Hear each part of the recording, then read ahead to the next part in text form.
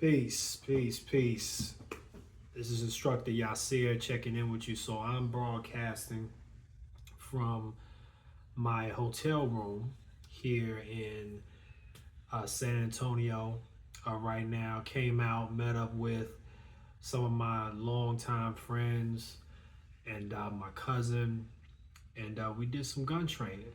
Came out and did some carbine rifle training today um, with I'm forgetting the instructor's name. Let me grab this real quick. Good class. Got a lot of really, really good information. Um, good stuff. Not what I expected, but a good class nonetheless. All training is good training.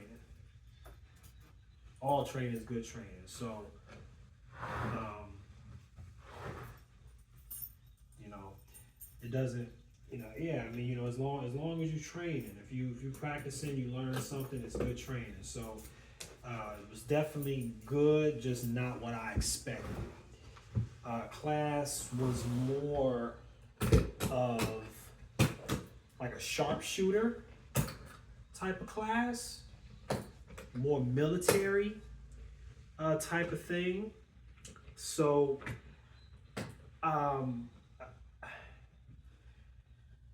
on a surface level, I don't think that it has much application for a civilian self-defense situation or self-defense training in that regard, right? But it's still shooting nonetheless. It's still manipulating a carbine rifle, and we did a lot of stuff with positioning, prone shooting, prone shooting from different angles. Of course, we had our standard prone position, lying on the ground, legs splayed open, and you're right here with your carbine. Then we also had where we were lying down prone position.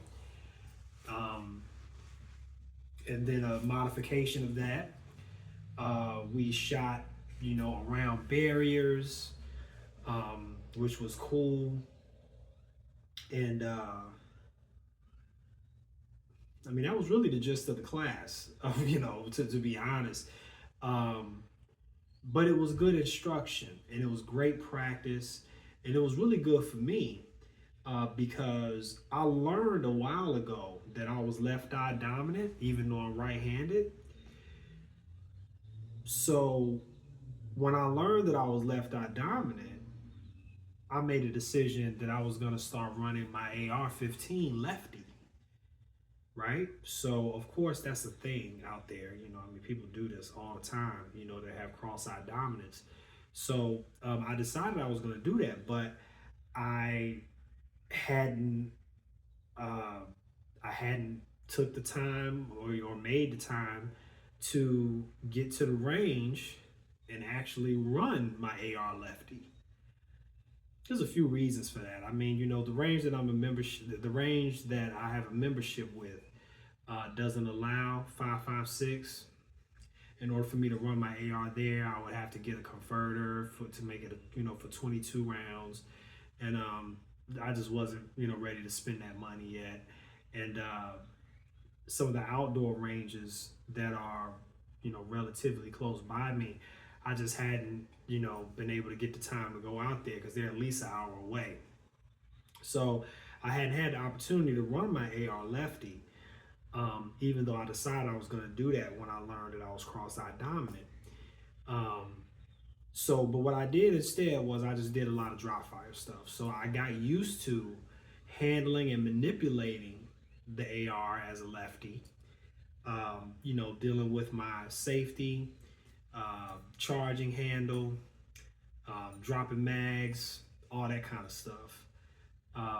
But didn't have the chance to do any type of live fire. So I got the chance to do that today, which was really, really cool. Really good. I learned a ton. The instructor told me that this was a pretty advanced class, and you know, for rifle, um, and I hadn't really got that opportunity to do anything like rifle, to do rifle with, in that type of training environment. So it was really good. We did drills where, he was timing us and stuff like that. I wasn't worried about my time. I just wanted to make sure that I was putting shots on target. So, we had our paper.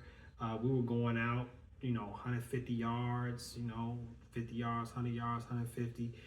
And, we was putting them down. I was putting them down. I was doing pretty well, as far as I was doing pretty well as far as getting shots on target. We had the metal, targets out there, silhouettes, and then some of the small, circle pans, and I was ringing them off. Bing, bing, bing, right? So that was really all I wanted. I wasn't concerned with dealing with time today. I really just wanted to make sure that I was getting those shots on target. So I was happy with that. We trained with instructor Jaime Spencer with Caballero Dynamics. Yep, Caballero Dynamics.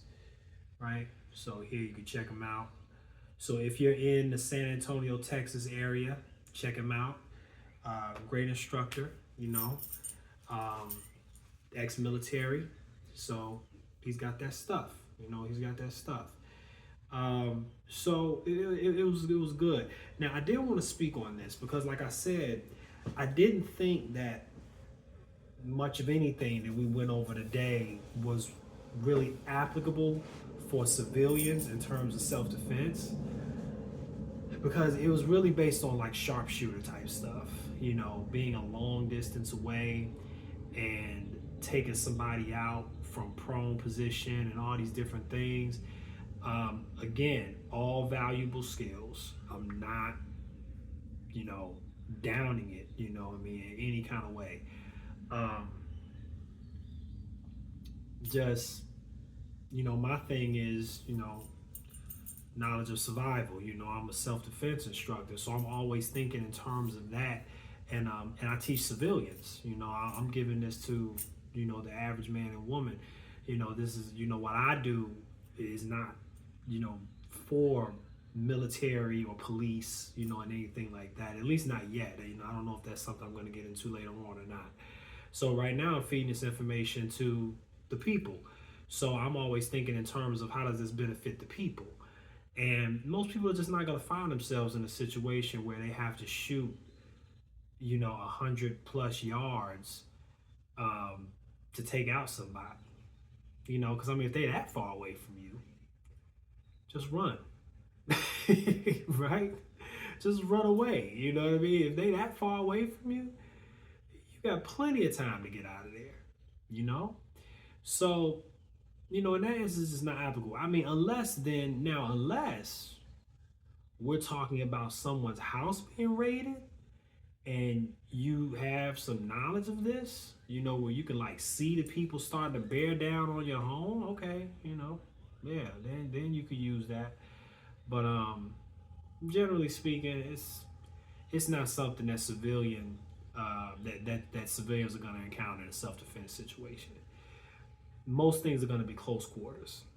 So close quarters combat, hand-to-hand, pistol, knife, those are more of the situations that you're going to find yourself in.